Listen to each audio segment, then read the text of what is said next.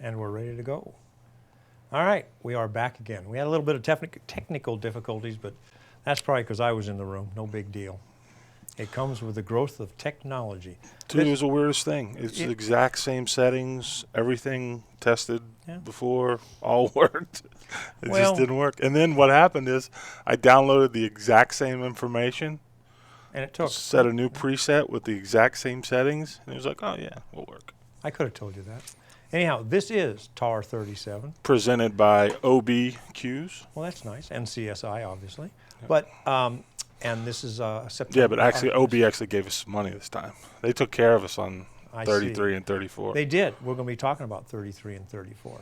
And, you know, and I was doing so well, but... My dog was. Yeah. And this is April 15th, tax day, unfortunately. And it's very windy outside in Las Vegas, but that happens occasionally. And we have a couple things to talk about. We can talk about Super Billiards Expo that was in New Jersey, new venue. In fact, we can just go right into that. This venue was... Before we get into that, we just want to mention and, you know, tell everyone our thoughts are with the people who are out in Boston, what happened today.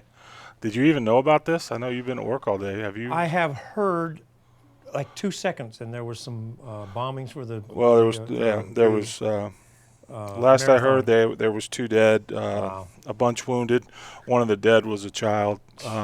But just, you know, it's a sad day. So our thoughts are with everyone there in that part of the country. I've got more than a few friends up in that part of the country and several in Boston that I know. And we just hope everybody out there, if you got friends or family up in that part of the country, we hope they're all right. So. And it's too early. They don't know if it's... nobody knows anything yet. Nobody knows anything yet. So. Well, I'm just going to, my little 2-second pitch on all this type of stuff, just like the guy that shot up the theater. I don't know why that we go through all the dancing and going to, everybody deserves their day in court, but this is some pretty cut and dried stuff. And then he's going to go to the death penalty, and then he's going to be sitting on death row for 20 years. Screw that stuff. Just line them against the wall, and somebody shoot them and be done and over with. They don't deserve, when they take that many people's lives, insanity is not a defense. I'm sorry. And I don't want to go any further than that. So, and there we go. Yeah, we're in a sick world at times. Yep. So, like I said, best wishes to everyone. Yeah. If you got family up there, we hope they're all good. We're going to move on. I wanted to really. No, I'm glad you did, Justin, because I heard a blip. I really have been buried. So we got some really cool things in the works, but. Life can get in the way sometimes. So, anyhow, Super Billiards Expo was in a new venue this year. It was in Edison, New Jersey. Not a bad venue, much superior to last year's. It had the tap leagues. There was 218 tables total, including the 9-foot tables, which is a pretty monumental task. From the diamond side, much easier to get in and out of. The old Valley Forge venue was pretty tricky on that lower level. They had 8 tables set up for the professional event. They had 61 men and 19 women.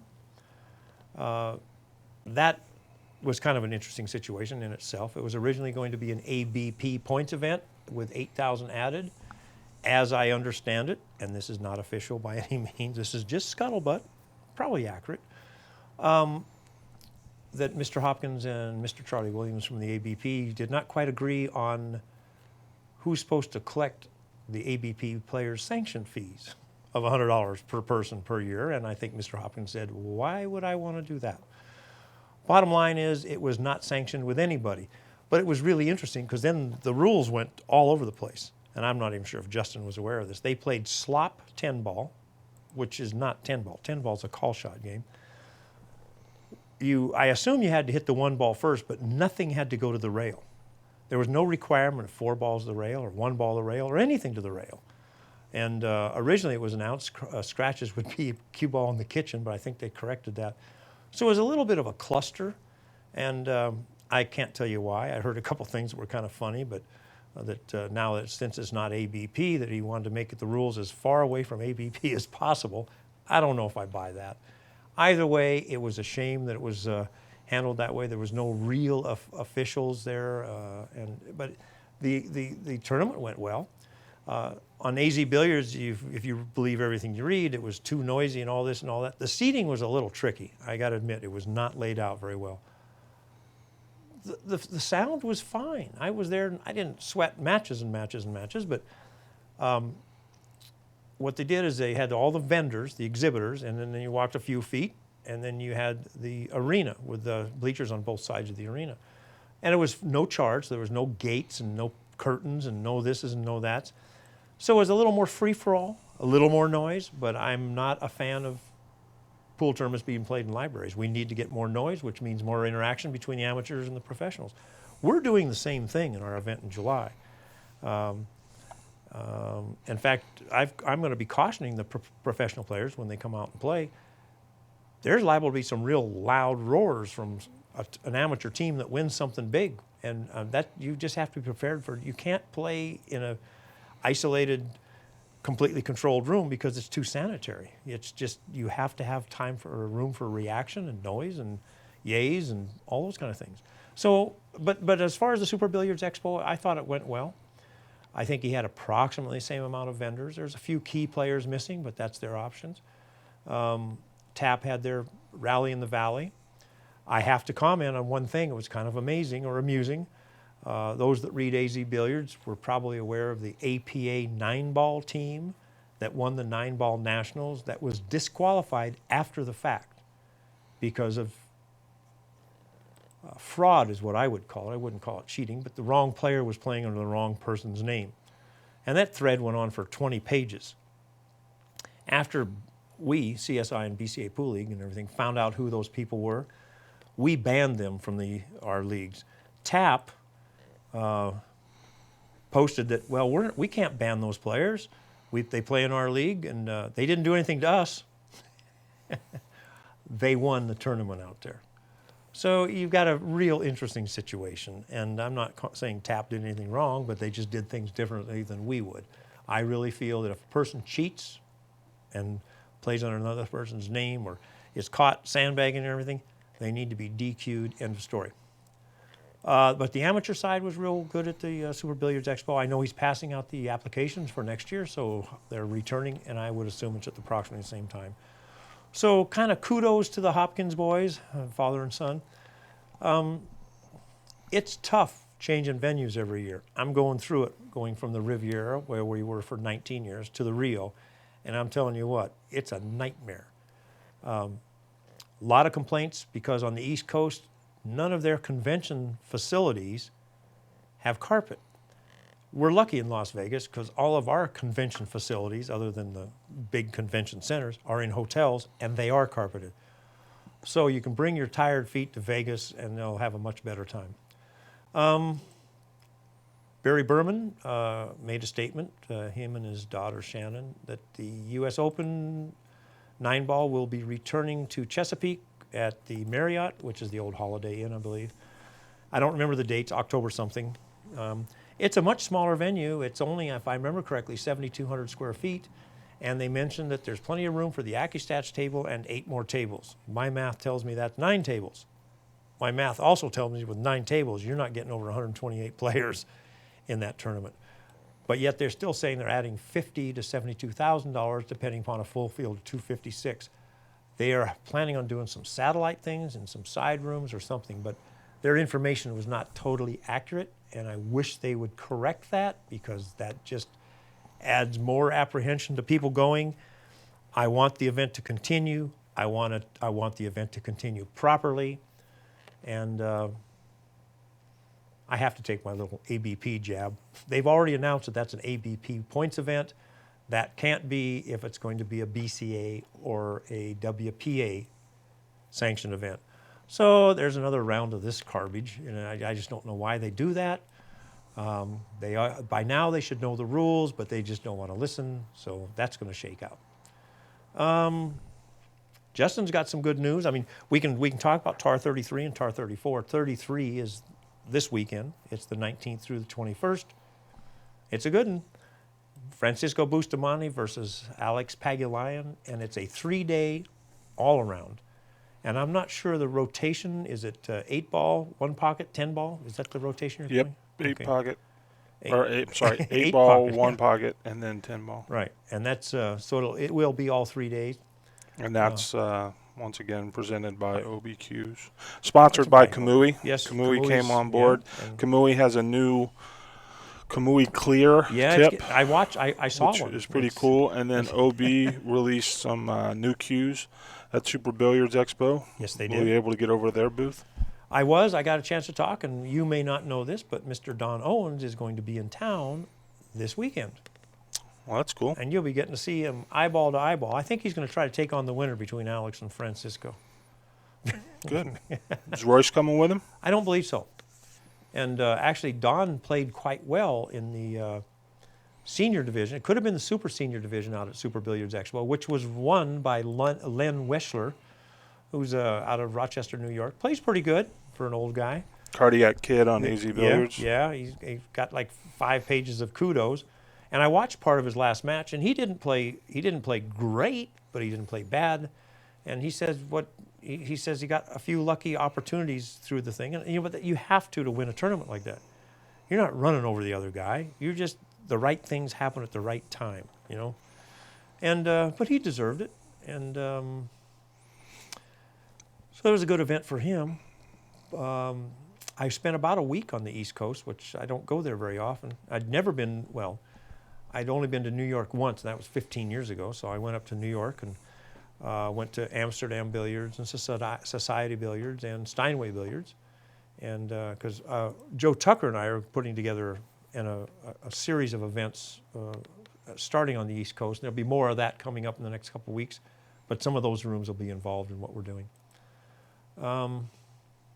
The weather was great. I'll take personal claim for bringing 75-degree weather to New York, because the day we left it was 55. So, but it was, and New York, I walked my butt off and my feet, and but it's kind of an amazing little town. Lots going on. And what you got, Mr. Justin? Let me pull up the thread from AZ here. I can, we did talk about TAR 33. TAR 34 is the next weekend, which is the 26th through the 28th. And to me, this is the super match. This is the match that was supposed to take place over a year ago. The deal was made at last year's Derby, the 2012 Derby, that Shane and Efren would play an all-around around May.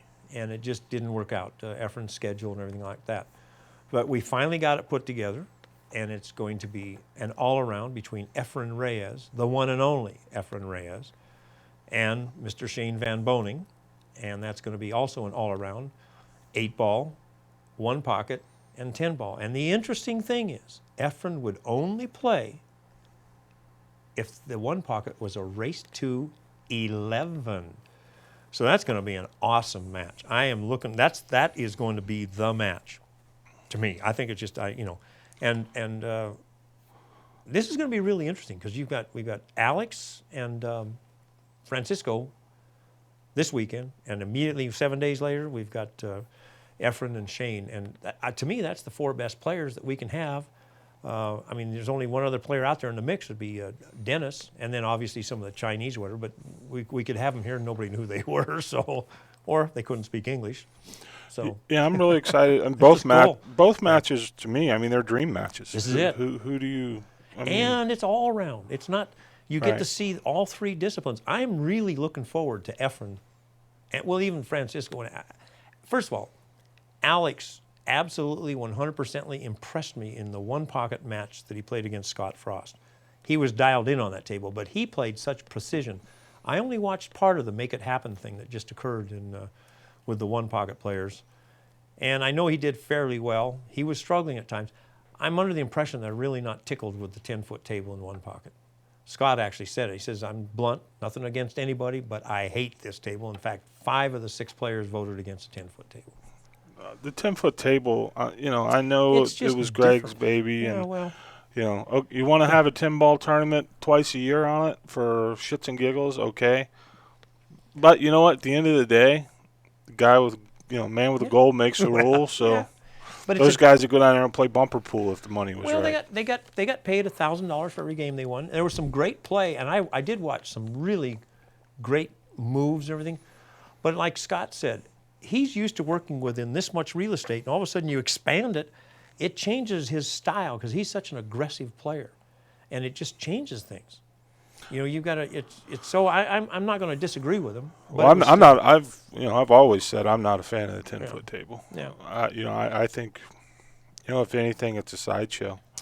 And honestly, right now, the way pool is, my man Cleary started a thread. Stop inventing pool games. I'm guilty of that one. Then that's the way I feel. Yeah. Stop making new tables. Stop making new games. Have you noticed? No more new ball sets. We don't need a seventh pocket in the middle of the table. Yeah. Have you noticed it runs in series though? Because a few years back it was triangles. It was the Sardo. No, but it's always been and then this.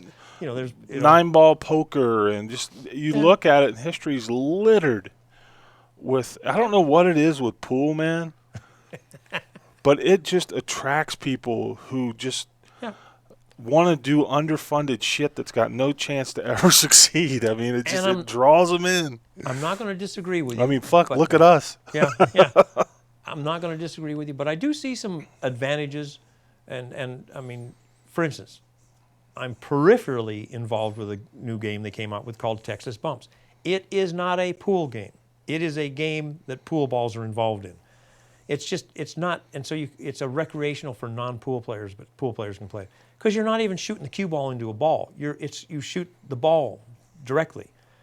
But a lot of people say, well, that's blah, blah, blah, blah. No, they're just going to give away $5,000 at my tournament, and you can get a free entry if you buy a set. They're trying to create a recreational game. But I still agree for competitive so you get purposes. You get a free entry if you buy something. Yeah. Is that now? That's some high speed marketing shit right there. or you can just sign up. I mean, you can play, but it's it's $5,000 prize. You get a free entry if you buy something. Hey, I'm not their marketing guru. That's good shit. Hey, you get free gas if you pay for it. Yeah. Nice. Yeah. That's good stuff. I'm going to use that. I still admire people that stick their foot in the water and see what happens. But I'm going to agree with the real outrageous games. I mean, bonus ball is back under construction, but I think their biggest hurdle is going to be it's a new game. To me, of all the games, bonus ball gets the biggest pass. You know why? Because they're funded. Well, we don't know if they're funded or not. Well, yeah, but I mean, to me, bonus ball, if nothing else, they deserve the benefit of the doubt simply because, they've already paid more money out to people than any one of these other games ever will. I mean, to me, they get a pass on that. It's like, if you're willing to pay that much for your ticket, then go ahead, you earned your shot. But my thing is just these endless fucking games, and it just it makes me crazy. Well, and I'm not going to disagree. And it's not just the games; it's the rules. It's like you said, they played slop tin ball. Unbelievable! You didn't even have to drive a ball to the rail. Not one ball.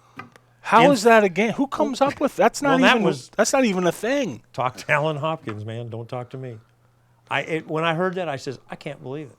How do you play that game? I guess if I was playing, I would have probably just gone up and tried to nip the one ball, go 2 rails behind. That can't be right. Are you sure that's right?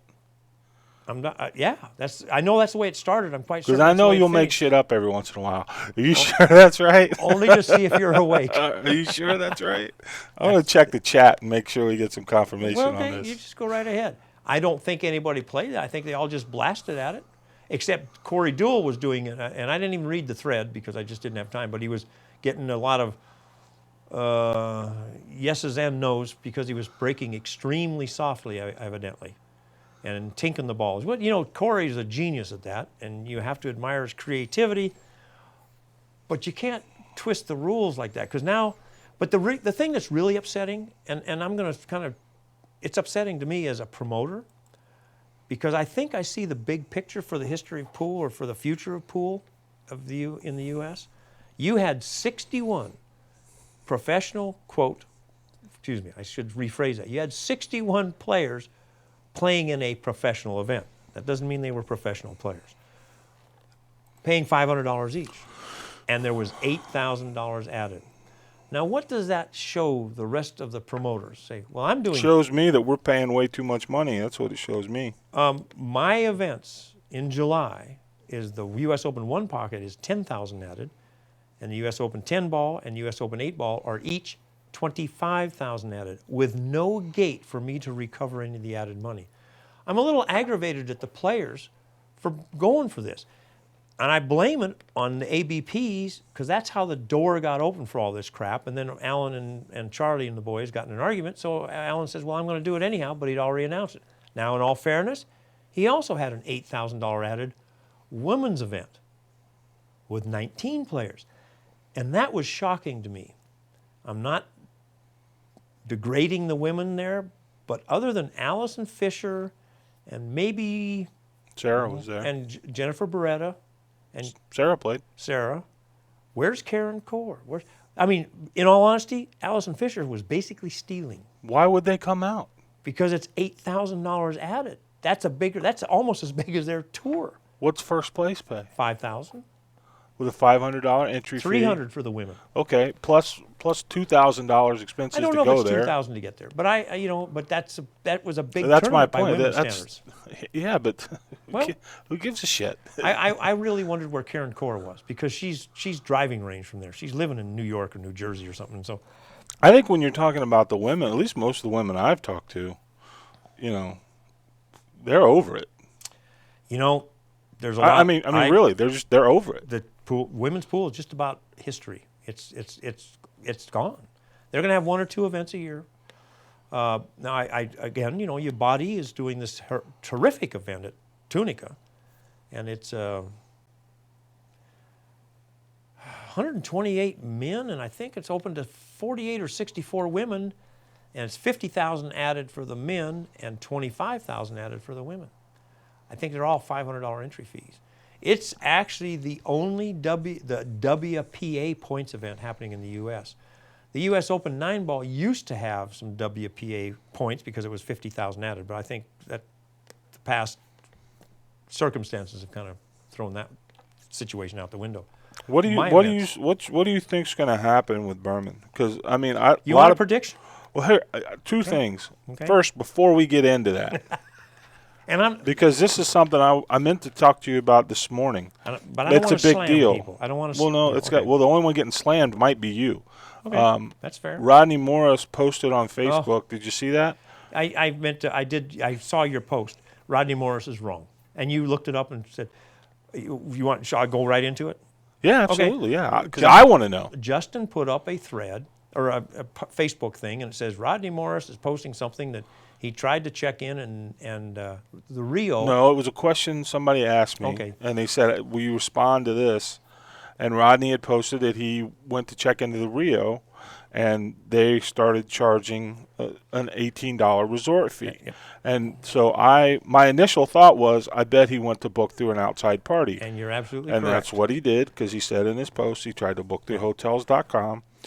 And then I went to your site, and I looked, and you have a direct link to the group reservation, and you also have your group code. And how somebody who travels for a living wouldn't know about group codes and stuff. He knows. These guys, they're used to. I remember one time when we did an event at the Plaza Hotel. It was in 2004 and 2005. They had 11 different rates. You could be driving in from California and get a better rate than what we were offering. But the internet and all these things they've all cured these little loopholes that you could drive a Mack truck through. So basically what happened was, to get the no resort fee, you have to book under the tournament code. That is absolutely correct. But that all took effect on March 1st, because until March 1st, there was no resort fees. All the Caesars properties had no resort fees. We didn't even know it was coming. Yeah. And the reason we didn't know is because we're a group. But my question is, so as long as you book under the group fee, you save $18 a night. Yeah, it's not retroactive to your group. Because they just started doing the resort fee. But when you made the contract, there were no resort fees. Well, no, we're protected. Okay. We have no resort fees. Okay. We are a group. There are no resort fees. Okay. And and it varies by property. It's 18 at the Rio. It's 25 or 30 at Caesars. Okay. But so that even gives more value. I think that's something you guys really should. We just became aware of it, and you're actually. I'm glad you made me aware of it. A similar thing happened with Larry Neville last year at the U.S. Bar Table Championship. He came in through Hotels.com or Expedia or something, and the rate was the same, but they charged him $10 a night. Sure, all the bullshit. And he wanted internet, and that was another $14. And he says, "Wow, what's going on?" And turns out he didn't book listen. through the group code. Yeah. You have to. We really, really try to get you guys good rates. There's going to be loopholes through there, but what's happening with the new technologies, the hotel still gives. We still have our arrangement with the hotel, if they accidentally honor these going outside of our block. Because years ago at the Riviera, they were actually telling people to go outside of our block. Yeah. But those things have changing. So please listen to us or contact us. Well, it's not exactly easy. Yeah. That's one, and I know you guys have been working on it forever, but that website's not the easiest thing to figure out. We didn't get our new website up. We only got. No, I'm talking about the one, because I knew where to go. Yeah. And I knew exactly where to go for the information, and I still had to kind of hunt and peck a little bit. Well, I'm glad you mentioned that, because we can. We're. Maybe something on the front page or. Absolutely, we're website management. But just a big, flashing red sign that says group code. I agree. I totally agree. Because that's something that that can be detrimental to you. Yeah. Because I know just on his Facebook post alone, there was probably 40 replies and 40 likes. So right there's people, and now every one of those people are out there saying, there's a resort fee. Yeah. And it's really nobody's fault. I guess if he didn't know, he didn't know. But that's how weird info gets out there. So absolutely. But I'm glad we became aware of it now than later. Yeah. And for whatever it's worth. And actually, I didn't see that originally, but let me find out. Go ahead. I want to say who brought that up, because that was a really good question. Well, I'm really, really glad they did, because we'd rather address those things than have them running around there unsubstantiated. Our rooms, what they call room block, we go by how many days out you are from your event. We're right at 90 days out. We're ahead.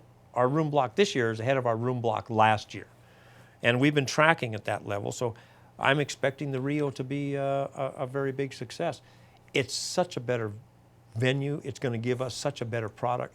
And we've got so many cool things going on this year. The one I'm probably most excited about in anything is the juniors.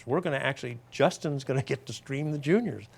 They're going to have diamond tables, aramith balls, Simonis cloth, referees, CTS on demand. They're going to be just like the big boys. And the first 2 days of their events, they're going to be shoulder to shoulder with the real pros that they idolize. That's the purpose of doing all these things, to get the amateurs and the pros shoulder to shoulder, and they can learn from each other. This is going to be really cool. So, and then plus we have the 3 U.S. Opens. I'm interested to see how the world trick shot does. Everybody says, we love those trick shots. Well, let's just see how many love the trick shots. They're already at 39 entries, I believe, which is higher, than they really expected to get. They were hoping to get 32. Well, at 39, they're shooting for mid to high 40s. That'd be cool. And then obviously our 35 amateur events. So this is going to be a real pool-a-palooza, or whatever you want to call it. Our projected table count is 200. Let me think. I might be off a couple.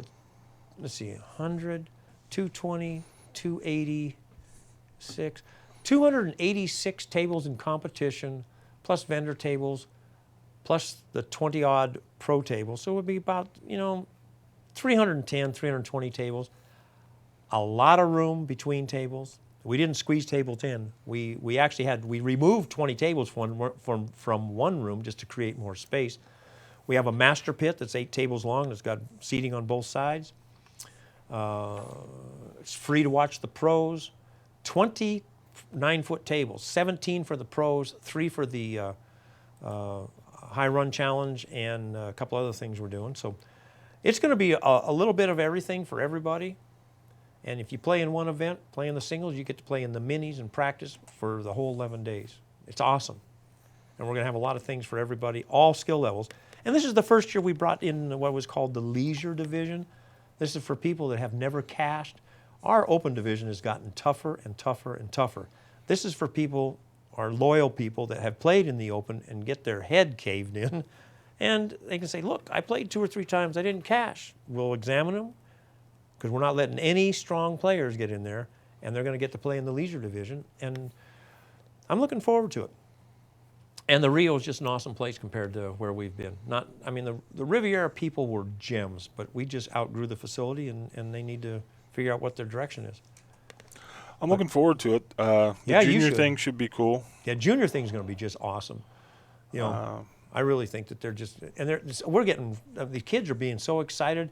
Sam Dieppe, who runs the BEF program, she's getting more requests for rooms to hold qualifiers. So it's a snowball thing. It's taking its effect. You know? And you know, on a side note, well, you've got 2 points events. That's one thing, and then you got the 8-ball. Yeah. What's the order again?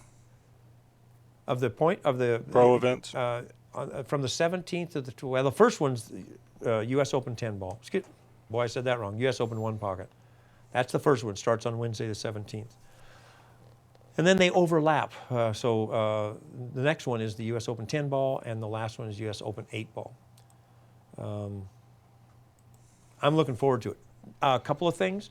No jump cues in the U.S. Open 8-ball.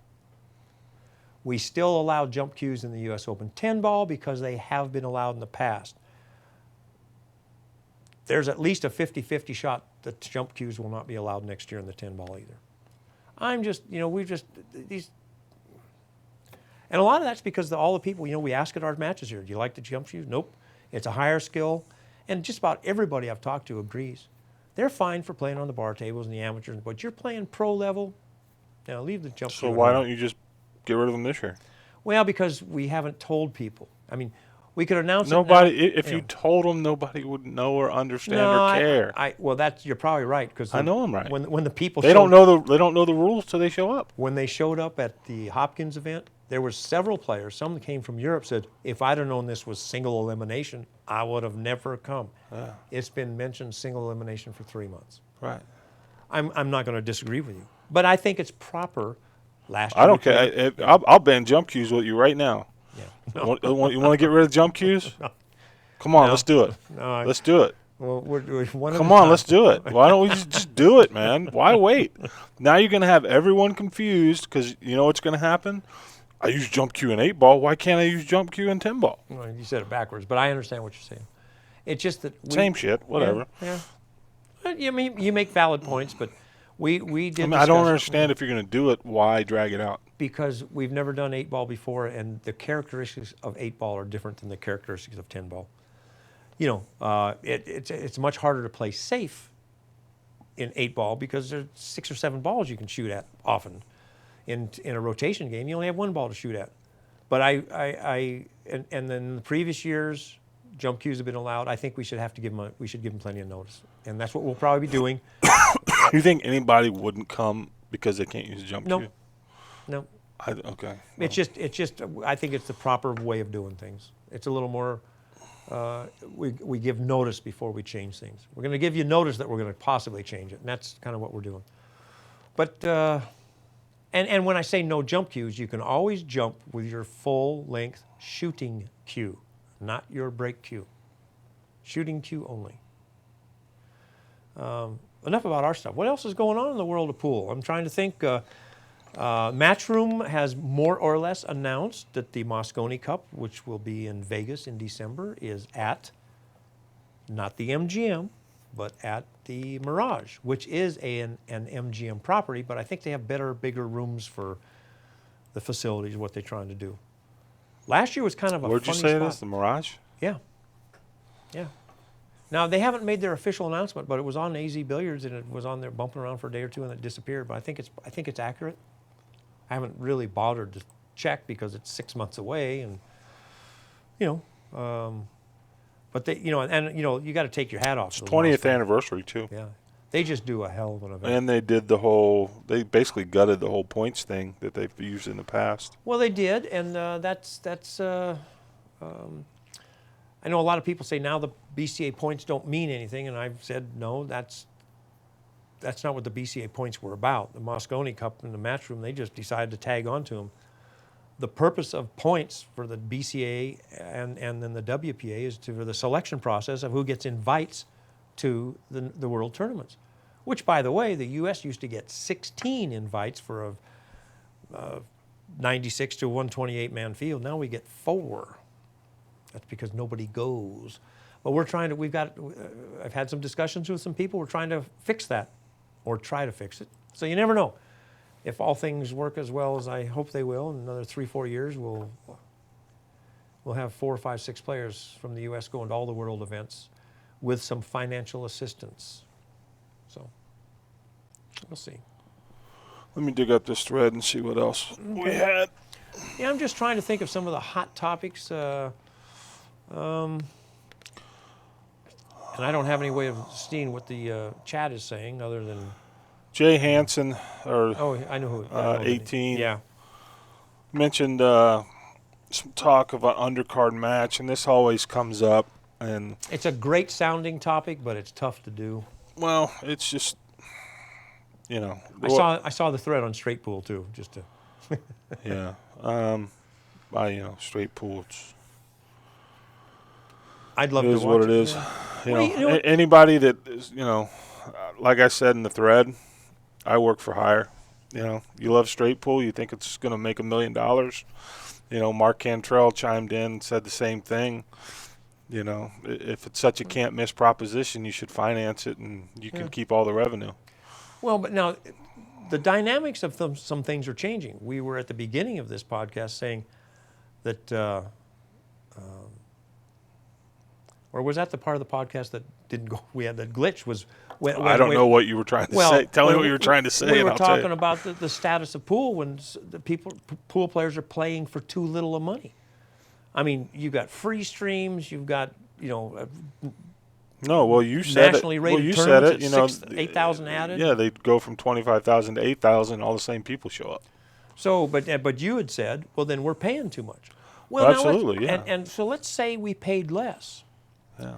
Now, with bonus ball, if it takes off and everything, we're going to have a lot of different players in town, and there might be a way of making it affordable to have some undercards because the dynamics are changing. Well, and by the way, because I for anybody out there, the way that we're paying these two matches, we usually it's between 4,000 and 6,000, but it's actually more than that.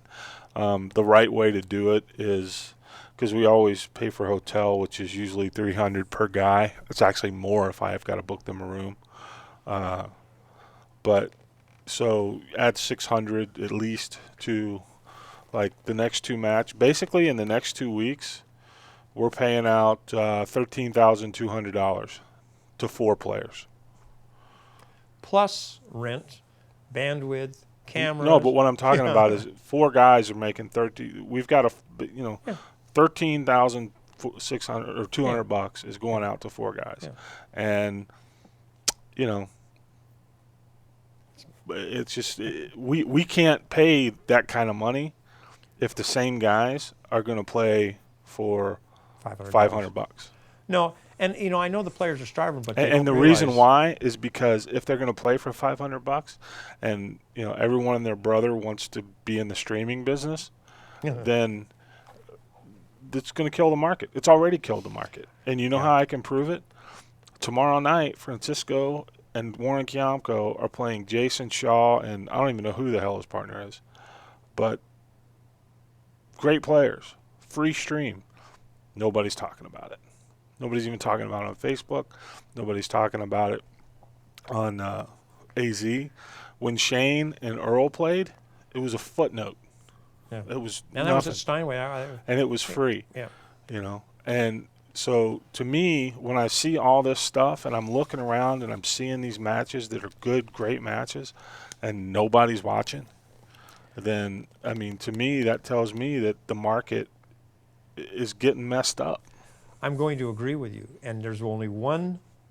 I remember this from when I was in junior in high school, or it was the only rule you need to remember about economics, and it was Bernard Baruch, and he said there is no such thing as a free lunch. And what he's really saying is supply and demand is the only rule you have to remember. And we are seeing an overabundance of supply, and demand decreases. And this is I love let me ramble on for a minute. I love this phrase. Another little thing I learned one time was it's called the marginal propensity to consume. And it's really an important one. If you're in a desert and you haven't had anything to drink for a week and there's a glass of water there, it is worth $1 trillion or whatever you've got. Sure. But the 10th bottle of water ain't worth very much. Right. And that's the same concept. And people have got to understand that. Everything works around supply and demand. And, at the same time, and I see the other side of the equation, too. The other side of the equation is, and what people are going to say and what players will say is, well, I'm just out here trying to make money. If a guy's going to pay me to play. And the flip side of that is, I'm fine with that. I understand that. So do I. Just as long as they understand, if you're going to play for $500, I'm going to offer you for $500. That's exactly right. If you'll play for $500, I'm not going to pay you $4,000. Yeah. What have we paid out over the years? Well, you're probably about $600,000. Depending on how you look at it, if you look at it just since we started paying the whole thing, and nothing to do with money won in the earlier gambling matches. No, I'm just talking. Which, we were at $400,000 a year and a half ago. Or something. Yeah, but that's you're adding up money won in matches. Oh, okay. Right.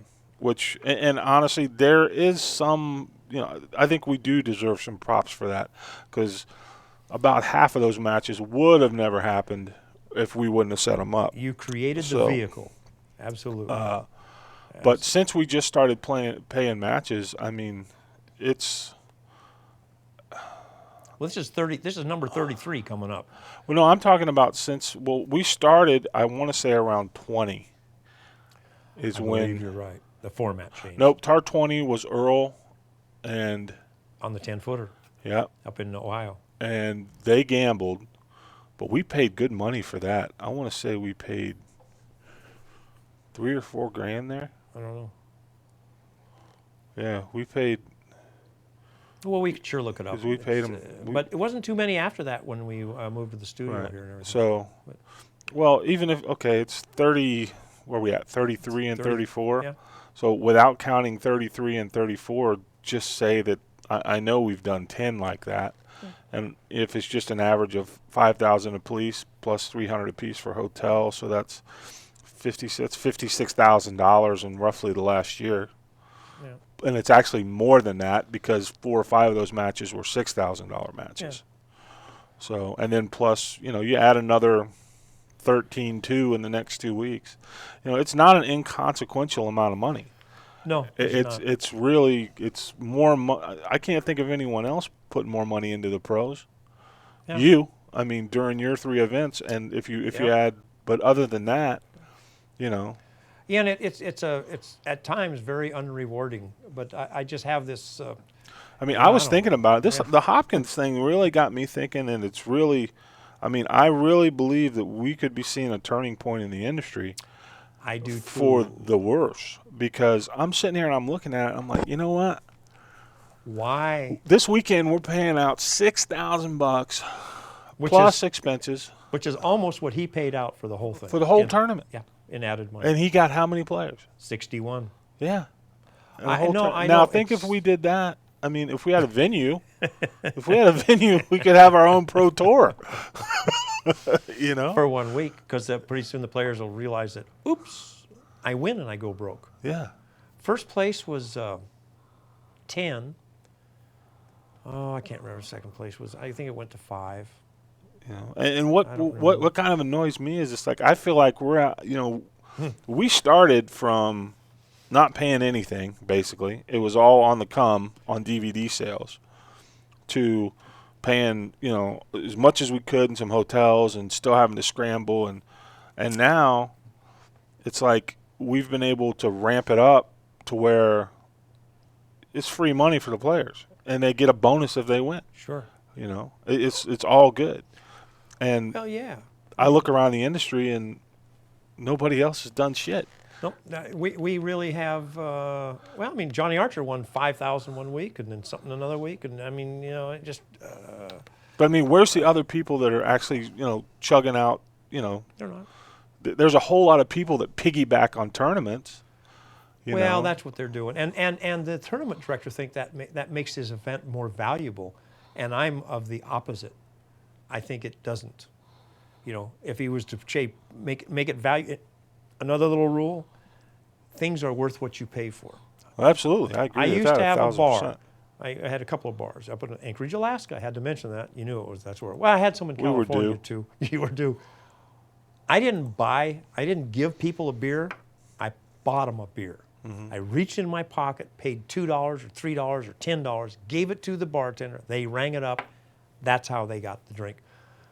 Or, you know, and because now it has a value. If you just give it to them, it has no value. And that's what's going on right now in the pool industry.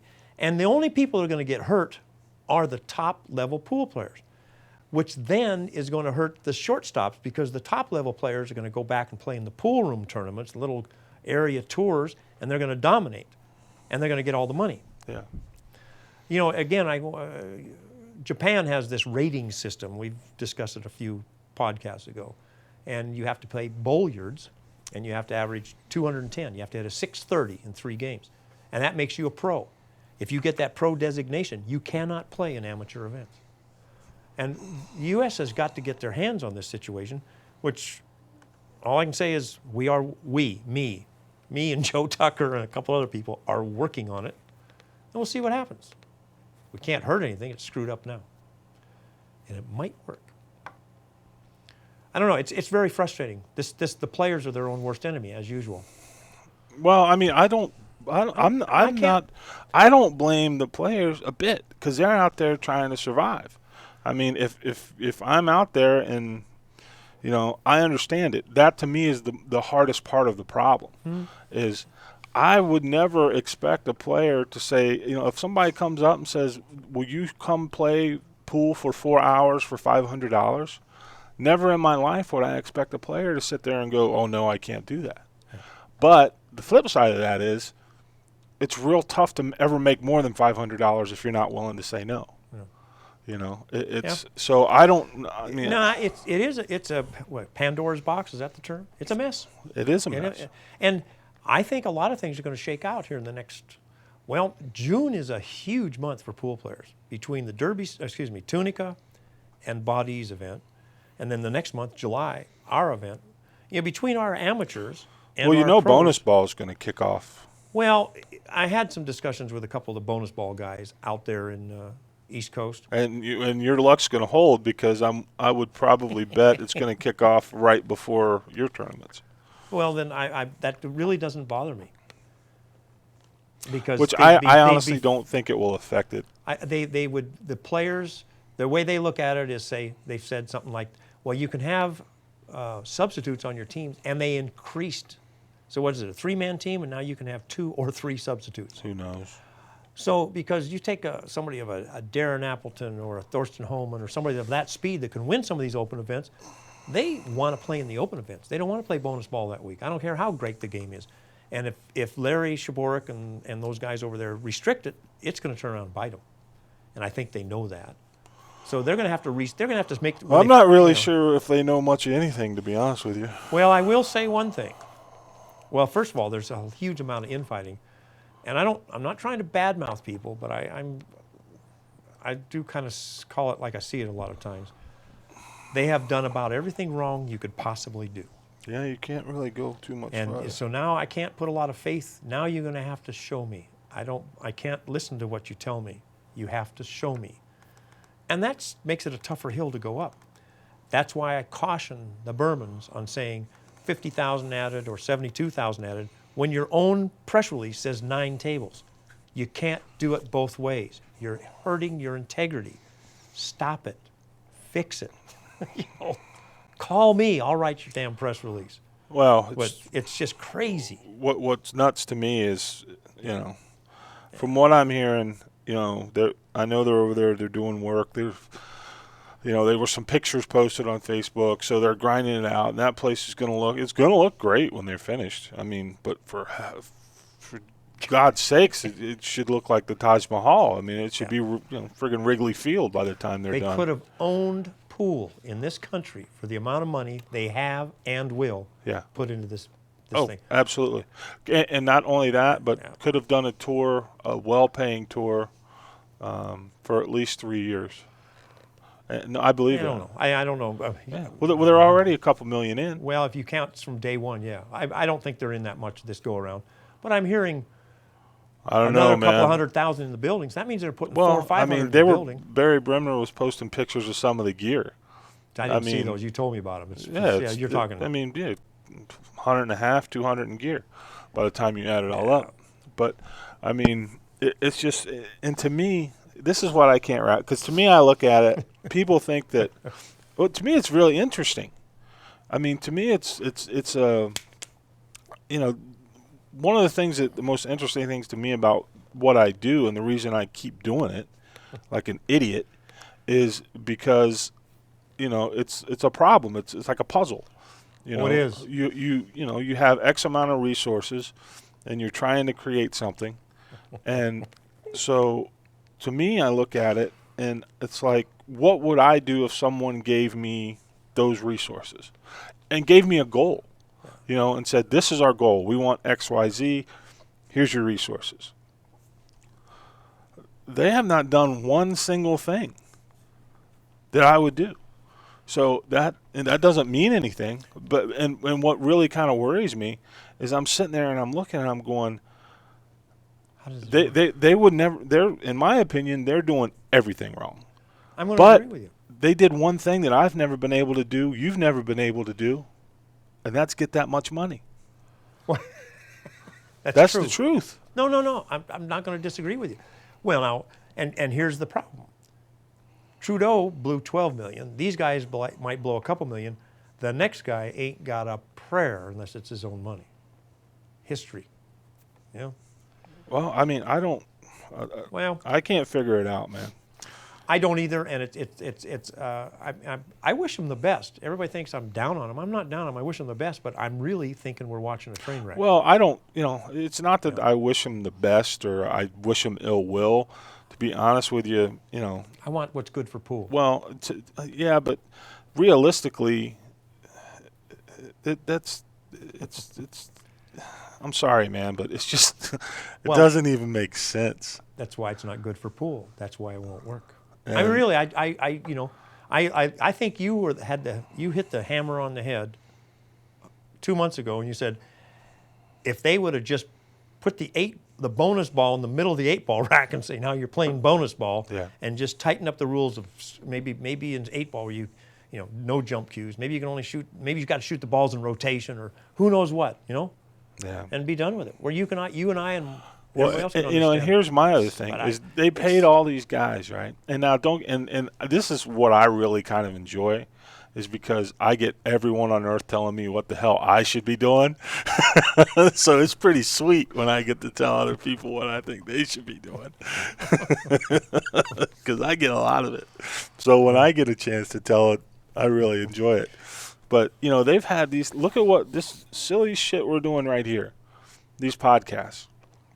They have an impact. They do because, in all honesty, and it's just we listen. Our ears are in the dirt. Well, but it's still it's something. Yeah. It's something out there. I mean, if somebody's just strolling through YouTube and they find them, and there's nothing earth shaking, but the ones with the players get some decent views. They do. But here's the thing: it cost us nothing. It costs you an hour to sit down in front of a camera. Yeah. The expenses are already there. It's value added. You've already paid the bills. The lights are on. The cameras are here. Yeah. So what I don't understand is they've had 6 months. They could have had a weekly segment. There was always one of their players in town. Yeah. You know, you run them over there this week. 5-minute tip on bonus ball from Max Eberly or Rodney Morris or whoever's here in town. You know, and you put that out there, and now what happens? People are talking about, but you're not going to open up, but you're building that repertoire. I totally agree. I mean, they really have. I mean, people said they should be doing exhibitions. They should have been at Derby City. They should have been at Super Billiards Expo. I mean, I don't get it. I mean, well, that was something I was talking to somebody the other day about it, and we were kind of joking that bonus ball is going to open basically just in time to get in front of your tournaments. And I said, you know, to me, the thing that makes sense is you open bonus ball the week after. And then what you do is he's supposed to come to you and say, look, I want a big-ass booth with a 9-foot table, and I want it in a sweet spot, and I'm going to have guys, you know, and as part of my dress code, I want all my bonus ball guys to be able to wear their bonus ball shit in the pro events, and then I'm going to have them playing everybody. And, you know, have the video screens. And I know. How often do you get 7,000 of the most devoted pool players in one spot in the same city? And they're all there. I mean, everyone's here. I mean, and I would just, if nothing else, man, it gives you a little bit of, you know, a foothold to get your message out. And it's not like they don't have the budget, you know. So, to me, I'm sitting there and I'm going, and I know exactly what's going to happen. It's just, it's like, I don't know, man. And there's a lot of shit we need to do too, but it's just, I don't know. I hear you. Well, hey, everybody. How come you can't go out and find us somebody that's that terrible with money? You have any idea what we could do with that? I'm serious. Think about it. It makes me sick. A couple of $1 million. Yeah. Just out Gone. the door. And gone. what is it with, you know, Galveston? There's a year's worth of $50,000 added tournaments down the drain. Yeah. I mean, literally just pissed away. It's, you know what it is, and I'm guilty as anybody. It's ego. Oh, it's all ego. But it's ego in the wrong area. See, I really think mine is a little more generous ego, meaning I really want what's good for the game. And some of these other people, I think they want to be famous or do something. I don't care. Well, I mean, don't get me wrong. I mean, we all make mistakes. I mean, I've made matches that I was thinking, you know, oh, this will be great, and then it's like, you know, after it's all over with, and you're pulling the, you know, thorns out, you're sitting there going, God, what was I thinking? And we've had some pretty big matches go backwards on us. Oh yeah, Corey and Schmidt. Yeah, we lose money on that deal. Come on, you got two of the best players. Right. Really? And you say, really? Right. Well, I mean, you know, Shaw, the last Shaw match. Well, and that was kind of, we knew that gambling because Shaw wasn't that well known and Alcano. Well, but there was pretty good amount of buzz on there was good buzz. And the kids, I like that kid. He's going to be a great player. He's going to be one of the ones who sticks around, in my opinion. Yeah. I mean, he's already almost at the elite level, and I think as soon as he gets, you know, he's going to get some breakthrough wins, and then I think it's going to be look out. Well, he just beat Archer, and that must push. Which, man, oh man. See, goes back to my jihad philosophy. I totally agree. That was. And I'm seriously thinking, you know, maybe I'll do a poll on Easy. That's what we'll do. We'll put it up to vote among the populace. Jump cues or no jump cues in tar matches, once and for all. I'd like that. Just have it out. I can already tell you what it's going to be. We'll see. It's going to be about 80-20 no. I'm fine with that. Yeah. I mean, it's all rock and roll to me. Yeah. And I think the guys who play our matches, you know, they probably would go with that. Sure. But okay. So are we done kicking bonus balls nuts in? But I want to say I'm not trying to kick them for that. I'm just trying to say, you guys, please get your shit in order. Well, I mean, to me, like I said, it's just it's an exercise in theoretical resource management. I mean, really, that's what it is. Because the whole thing fascinates the shit out of me. Yeah. So, I don't know, man. We'll see. Well, I teased you guys a little bit a couple weeks ago, and I'm going to tease a little bit more. But we got the match next week, the match the week after that, and then we'll have a couple weeks. I'll be announcing something in probably about 4 weeks that really has some potential. I really, really feel it does. And it's going to involve everybody. A lot of people. We'll see. You're going to buy Alaska? I'm going to buy California. It's on sale. Okay. I wish. So in other words, your announcement is stand by to stand by. Yes, sir. Okay, there we go. It's not even a tease, though. It's a tease of a tease coming up. There, we got It's that no out of big the deal. way. Let me stand by to stand by. Yeah. I mean, I'm trying. I know there's a couple other really pertinent topics. I mean, I know, first of all, our event's coming along fine. We really appreciate OB getting involved with us. The DVD, Shane Van Boening DVD came out. It's, yeah, I'm so tired I forgot to push that. Yeah. Everyone out there, it's ready to go, man. You can watch it. It's $15. You can download it, the HD file, 720p file. You can watch it on the Computer. Vimeo, Yeah. your computer, your cell phone, your iPad. It works on any device. You also can download the file and keep it. No DRM, none of that crap. We would appreciate it if you didn't put it on YouTube. Yeah, that would. But it's solid. I mean, we've gotten some good reviews. For the price, too. I mean, Yeah, it's $15. It's 33 minutes. But there's no fat in it. I mean, it's all information, and the production quality's really very good. I don't watch instructional DVDs. I wouldn't know where to compare it to, Yeah. but I can't believe that there's many. Most instructional stuff I see is one camera in the corner on a pool table, at most. Other than some of the stuff that Run Out's done, but beyond that, I haven't seen really anything with very much production quality. So. And I've heard good things about it. And I was out of town, so I haven't actually seen it yet. But I'm going to get Oh, that's right. disc. I've got to give you that file. But but there's 2 more of them coming out, right? Well, there'll be more. I talked to Andrew Cleary, was the director and editor on that, and he said he's working on the break video now, and he's shooting for early May. And then after that, we're going to have a running out segment of 9-ball, 10-ball, 8-ball. Or maybe we just did 10-ball and 8-ball, I think, because they're basically the same game. So 10-ball and 8-ball. And then after that, we have a mental game segment coming out. And originally, we had planned to shoot these as individual DVDs. And what we ran into on the project, and first of all, I just want to say Jennifer Beretta is the host of these DVDs. She's a nice girl. And Jennifer saved the entire project. I'm telling you right now. Without Jennifer Beretta, we would have all came out here and wasted a lot of time and a decent amount of money, because she absolutely 100% made the project. Obviously Shane is the star. It's his information that we're putting out.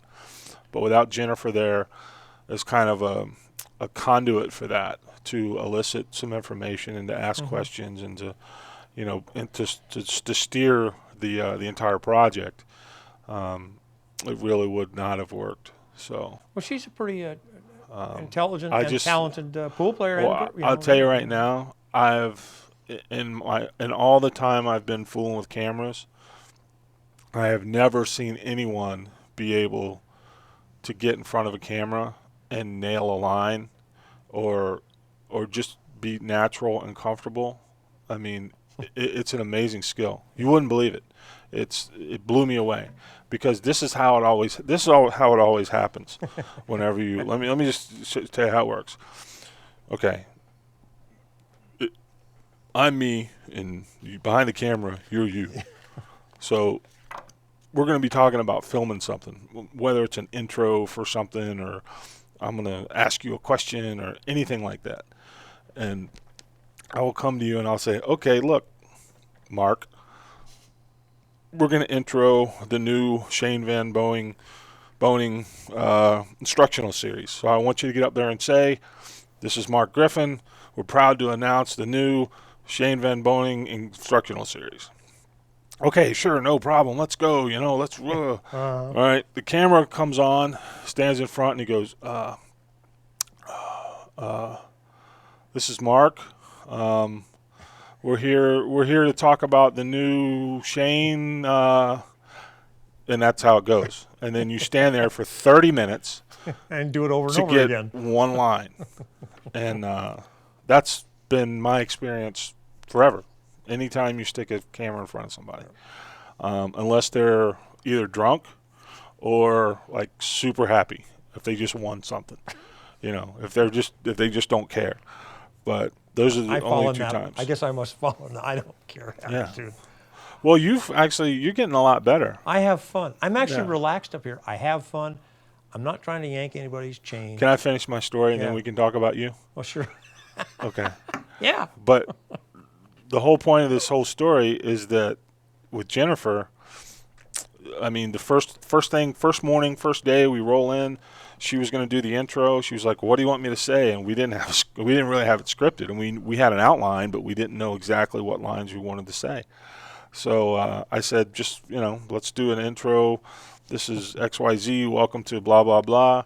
She stands up, camera's on, go, nails it. What's next? It was sick. It was sick. It's funny. I mean, me and Claire, the whole time, every time, I wouldn't even know what the hell we wanted her to say. And she would just, well, let's try this, and get up there, and it was just nails.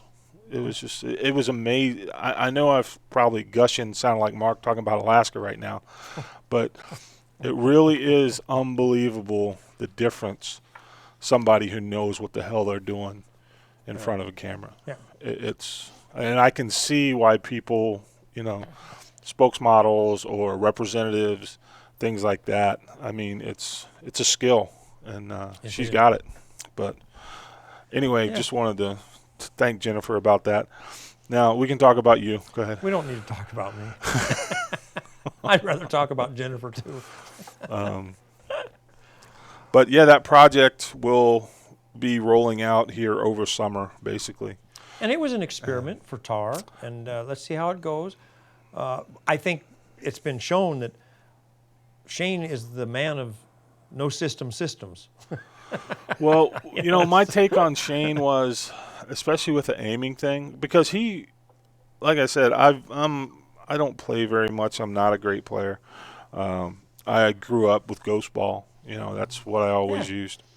But I was watching that, and Jennifer and I both, and Jennifer's a much better player than I am, but we both kind of saw the same thing and figured it out at the same time. And I've seen a lot of people say, "Oh, well, I've seen that before," which is, I don't doubt other people have seen it before. I don't think there's anything original on a pool table. People have been doing it too long.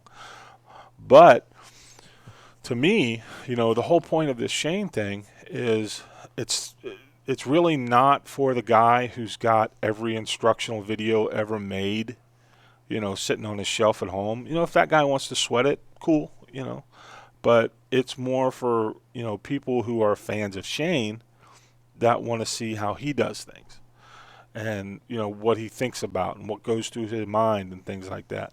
And the one thing that comes through just in the aiming thing, and it carries on throughout the whole series when they get done, is, he has these things he does. They're not, I wouldn't even call them a system. It's the way he looks at certain things and how he looks at things. But the underlying thing is, over and over and over and over, he says the same thing. You have to practice. Yeah. You have to practice. This will get you close, but you have to practice, and you have to execute. And it sounds redundant and it sounds simple and silly, but the other thing is, after I was around him for these 2 days and we're filming and we're doing all this, it makes you want to go hit balls, because there's a lot of pros that you almost feel like after you talk to them, it's like, God, I never want to pick up a cue again. It's like they don't enjoy the game. They just, they show up and it's work to them. And I understand that 100%. Oh, yeah. But Shane is still in the honeymoon phase. He has where, the passion. Yes. And I think so does Jason Shaw. I think Darren Appleton does. I think anyone at the very top of their game has to have a little bit of that. I don't think you can be at the top. And maybe it's not even for the game. Maybe it's for the competition. For winning. That's where the passion lies. But to me, that's one of the cool things about the series. If I was going to recommend it, I would simply recommend it based on production value. You get great information. Jennifer adds a lot to the series. She's a pro player herself, so she knows the questions to ask. That's correct. She knows the points of clarification. Shane is not the easiest guy to get information out of. I mean, if you ask Shane a 2-sentence question, he'll look at you and go, yes. I mean, that's, I love the guy. He's my friend. But it's just that's his nature, It's not easy for him to he just doesn't expound on things. Yeah. So when you have someone like Jennifer there, it really helps. But, check it out. It's $15, man. Yeah. You get to keep it. I got to say one other thing, because we're probably about ready to call it a night. On AZ Billiards, there's a kid. He plays trick shots. I think his handle on AZ Billiards is Eagle Trick Shots. And he did a slow motion. He did a 2 or 3 minute video on the Super Billiards Expo. And he has one section there. He's got the perfect angle, and it's Shane breaking, and it's in slow motion. And it's pretty awesome. Oh, I saw that. That is really, starts him when addressing, and he stands, and it goes right through the whole standing up thing, and he keeps standing taller and taller, and you're thinking, how tall is he going to get? Yeah. He goes through the ball so good. But Ilian is how you pronounce it, I believe. Can't pronounce the last name. He's a trick shot guy. He'll be coming out and playing in our World's Trick Shot. But he did a great job. So anybody that doesn't want to buy the video we pay to produce can go watch that for free. No, if they get to watch one break shot. No, they get to watch one break shot. The rest is of other people. But the kid did a good job. Thank you very much for OB for helping us out with the podcasts, and OB and Kamui for TAR 33 and TAR 34. That's this weekend is TAR 33, all around between Francisco and Alex. That's 8-ball, 1 pocket, 10-ball. And then the same thing, but with 2 different players. And that's Efren and Shane the next weekend. Now, there's some people said, so what are you going to do then? Have the 2 winners play? It's real hard to do those things because Efren is never know here. 3 of these guys, you never know when they're going to be in the country. But ideally, perfect world. Yeah. That's how it would work. Yeah.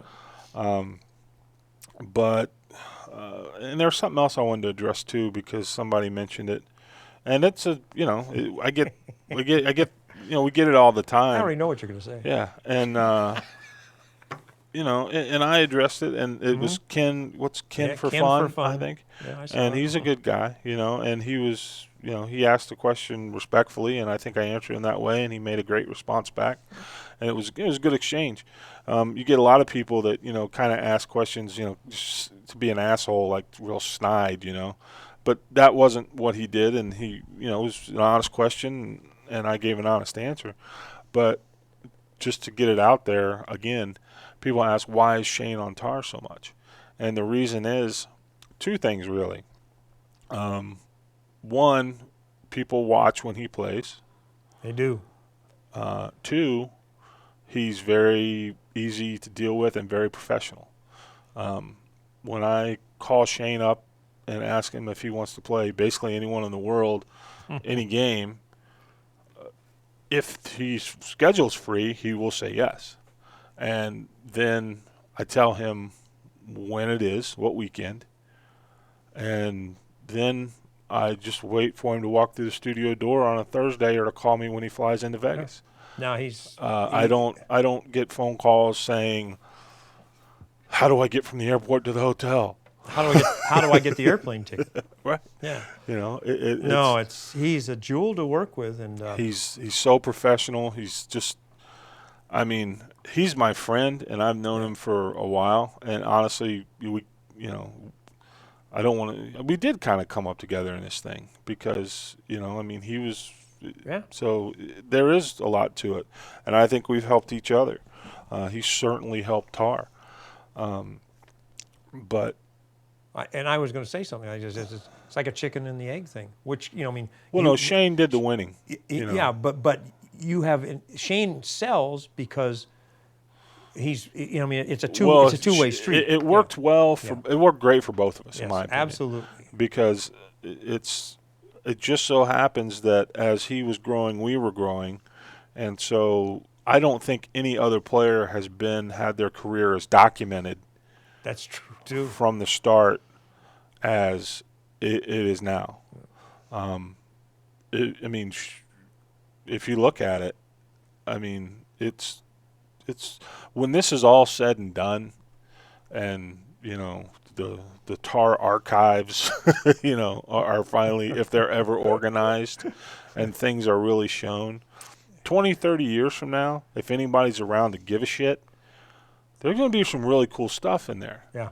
And it's going to be, you know, it's Shane's Hall of Fame induction. I was thinking the same thing. When they get ready to induct him, they're going to say, Justin, send us some footage. Right. And we've got footage and cool pictures and all this stuff. Yeah. But anyway, so, I mean, you know, not trying to get all gay over it, but it's the kid is a professional. Yeah. He's a great player. He's not afraid to play anyone. He's a complete gentleman to work with. And he's the American hope. Yeah. And people love to watch the guy. Yeah. You know, it's even he's that's why. And you know what? If Francisco Bustamante lived in this country, if Alex Pagulayan lived in this country, if Efren lived in this country, Ronnie Alcano, Jason Shaw, you know, every one of these guys, I would love to run them in here every month. Yeah. You know, I mean, it's their, you know, it's just. They have a different work ethic and everything else than the American player, than a lot of the American players. Yeah, the American player, man, and this is something, you know, it'll bite us in the ass, but it's true.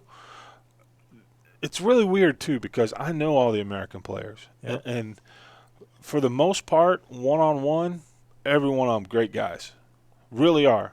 They're friendly, you know. They're you know, they know what's going on. Sure. I mean, they've got experience.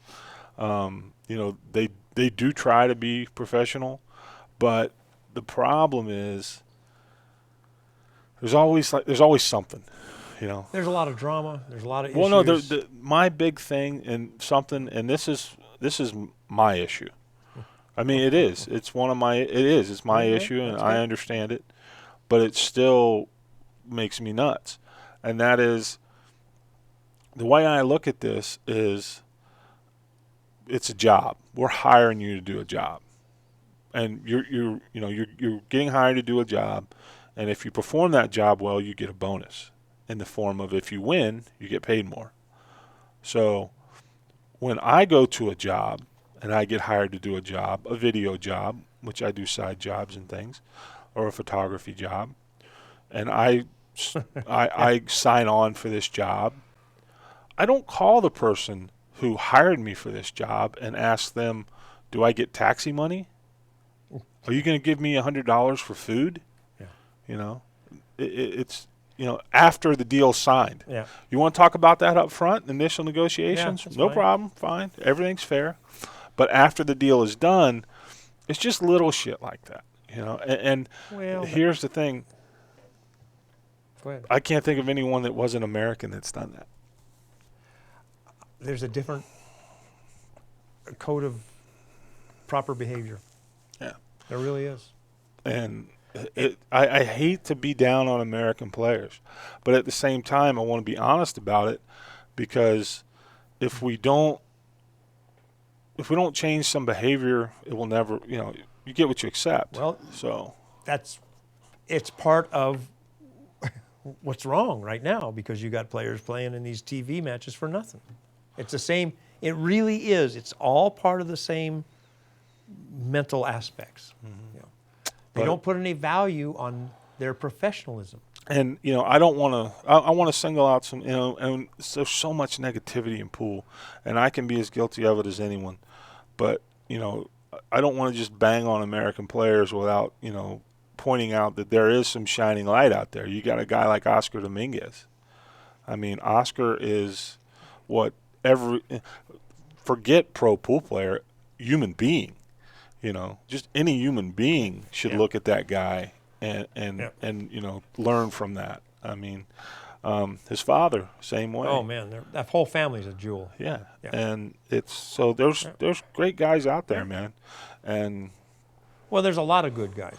I've always been real impressed with Brandon Schuff. Brandon Schuff's a pretty good kid. Yeah. So I mean, they're out there.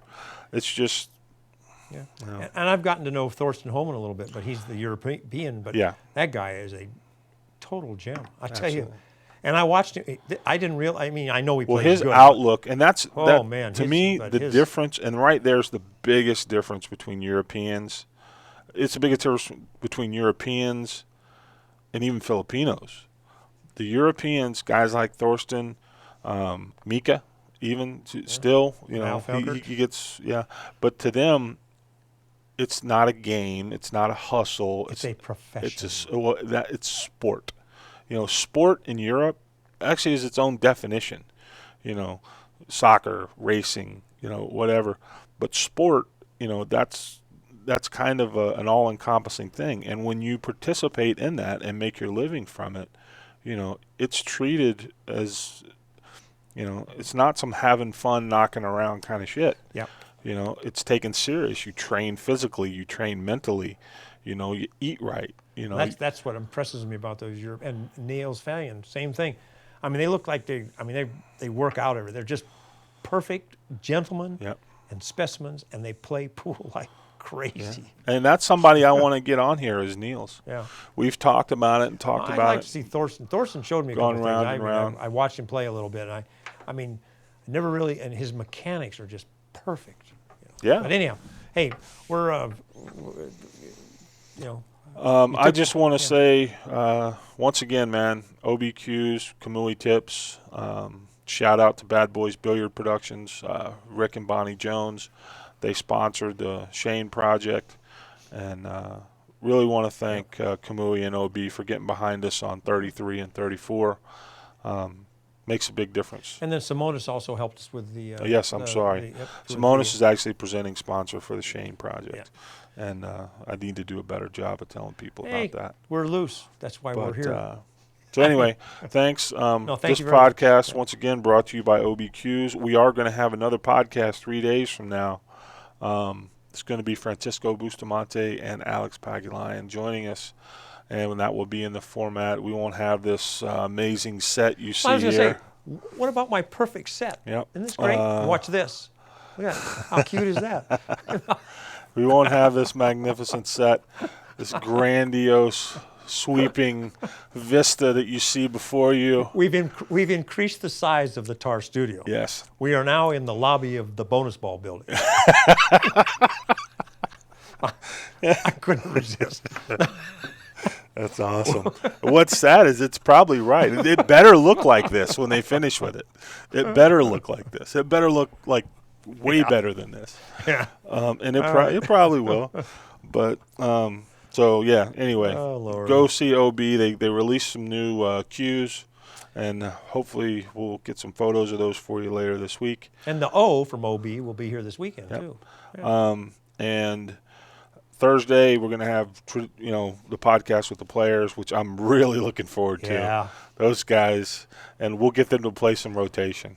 We'll actually take the cover off the table and ask them how they aim. Yeah, and that'll be good. I'm just looking forward to seeing Alex in general. He's my man. Yeah. Want to give a shout out to Jim Weiss as well. Yes. He's helped us put that match together, and Jim's another one of the pros in the game. It's a pleasure to work with, and it's so nice to be able to just call someone and get an answer, and not have to worry about making 20 calls back to make sure it hasn't changed. I know. No, really, we do rag on a lot of the aspects of the game, but there's a tremendous amount of positives for this game too. Absolutely. What we need to do is corral all the positives in one area and make a deal. Yeah. Let's make it happen. Yeah, that's I think what's gonna, we're rambling on here, but I think it's important. Yeah. Is I was talking to someone this morning, and I think what's going to happen is, I think bonus ball is going to run its course, and I think when that happens, and it does run its course, I think pool's going to be in a weird place. And by weird, I mean destroyed, as in it's going to be dry. It's going to be scattered even more than it is. So I think when that happens, there will be an opportunity, if someone can figure it out, to even make it make sense, or can make it survive long enough to have a chance to grow, to take what works, try to, build something around that, and then just, let what doesn't work go away. You're going to see some almost strong-armed tactics coming out of all this. People will learn. Yeah, well, I don't think it will be strong arm so much as it'll be market economics. It'll be, look, this is what pays its own way. Correct. But if you're doing it with us, then you sign this piece of paper, and you can't go out and do these free things. You can't do this, and you can't do that. Well, the only way that you can, the only way you can do that is if you can guarantee an income. Correct. If you give them, you have to control it's a little more encompassing. And that's the thing is, everyone in pool who's ever tried to control anything hasn't had, either hasn't been willing to, or can't. The closest guy who did it was, Trudeau. And well, actually, I think Don Mackey was the closest, but that's okay. Well, but that was so long ago. Most of those guys are gone. Yeah. And the other thing was, you had big money in the game at that time, so there was something there.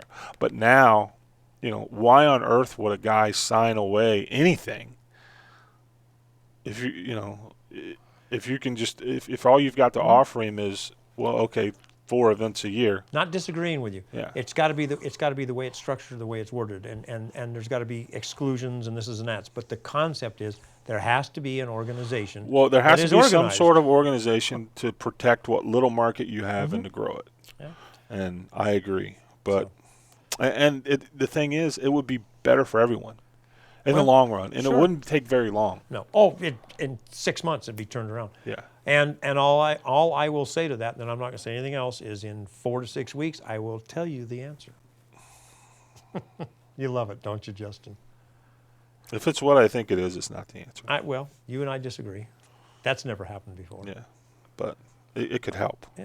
It could Anyhow, this is the end of this little thing tonight. Thank everybody. Yep.